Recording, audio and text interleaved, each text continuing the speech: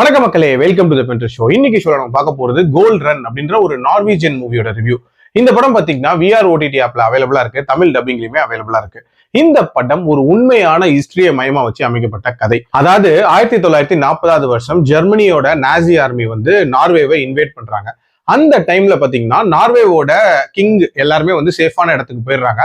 But நார்வேவோட ஒரு முக்கியமான வளம் அப்படின்னு சொல்லக்கூடிய அந்த தங்க சுரங்கங்கள், அதுல இருக்கக்கூடிய 55 டன்ஸ் ஆஃப் கோல்ட செக்யூர் பண்ணணும் அப்படின்ற மாதிரியான ஒரு டாஸ்க் இருக்கு. இந்த டாஸ்க் ஆஸ்லண்ட் அப்படின்ற ஒரு ஆபீசர் கையில எடுக்கிறாரு. இவர் மிலிட்டரி மற்றும் சிவிலியன்ஸோட உதவியோட அதை செய்ய முயற்சி பண்றாரு.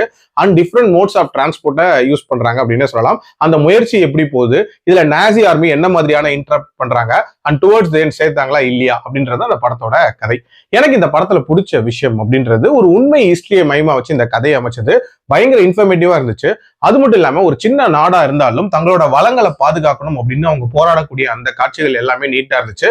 அதுலயும் டிஃப்ரெண்ட் மோட்ஸ் ஆஃப் டிரான்ஸ்போர்ட் வழியா பண்ணது அப்படின்றதுமே நல்லா காட்சிப்படுத்தப்பட்டிருக்கும்.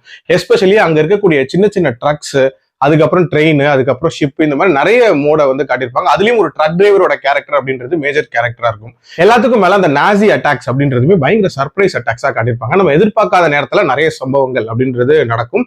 அண்ட் ஒரு மாதிரி கிரிப்பிங்காவே நிறைய சீக்வன்சஸ் கொண்டு போயிருப்பாங்க. ஆல்சோ அந்த 1940 காலகட்டத்தை காட்சிப்படுத்தின விதம் அப்படின்றதுமே ரொம்ப ரொம்ப நீட்டா இருந்துச்சு. ஒரு நல்ல பீரியாடிக் ஃபீல் அப்படின்றதுமே நல்லாவே கன்வே பண்ணியிருந்தாங்க. அண்ட் டுவர்ட்ஸ் எண்ட் அந்த பிரேவ் மொமெண்டா இருக்கட்டும், ஒரு மாதிரியான அந்த நோட்ஸ் கடைசியா படிச்சதா இருக்கட்டும், எல்லாமே அல்டிமேட்டா இருந்துச்சு. Duration wise less than 2 hours முடியக்கூடிய ஒரு படம் தான். ஒரு குயிக் வாட்சாவே பார்த்துடலாம். எனக்கு இந்த படத்துல நெகட்டிவா பட்ட விஷயங்கள்னு பாத்தீங்கன்னா, அதாவது நார்வே பீப்புளுக்கு இந்த படம் பார்க்கும்போது ஒரு மாதிரியான கூஸ்பம் மொமெண்ட்ஸ் எல்லாம் வரும் அப்படின்னே சொல்லலாம். அந்த மாதிரி அவங்களோட ஹிஸ்டரியை சொன்ன மாதிரி இருக்கும். பட் நமக்கு ஒரு சாதாரண ஒரு ஃபீல் தான் இருக்கும். அந்த அளவுக்கு ஒரு இம்பாக்ட் அப்படின்றதெல்லாம் கிரியேட் ஆகாது.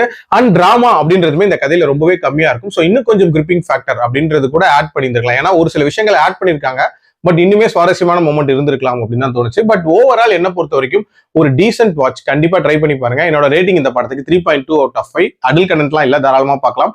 மீண்டும் அடுத்த விமர்சனத்தில் சந்திக்கிறேன். நன்றி, வணக்கம்.